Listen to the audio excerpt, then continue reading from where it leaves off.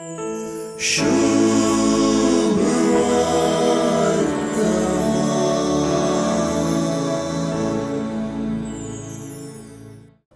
Jomo जेजू बोवारी परत एकठांय जाता आणि मातेवाचे सुवार्तेंत जेजूचे शिकवणेचो अनेक अध्याय वा भाग सुरू जाता.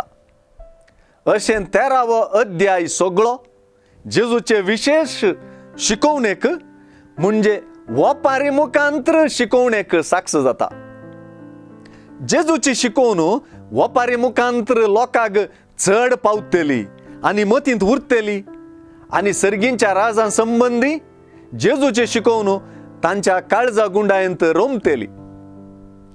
जेजूची ओंपयाची वपार आणि तिची घडावळ सगळी एका रैताचे परिस्थितींत रोमल्या. ओंपी, बी, मेर, सुकणी, माती, खडप, पाळ, कांट्या झाडां, फळां, सूर्यो, किर्लप, करपप, वाडप आणि फळ दिवप ही वपारींतली उतरां न्हय एका शहराच्या परिस्थितींतली. बगार एका शहरा भायल्या परिदीर आसच्या व्हडलेच्या भोवशा एका दुबळ्या रैताच्या गाद्यांतली. जेजून आपल्या वपारींत विंचलेली परिस्थिती आणि उतरांचो एक संदेश.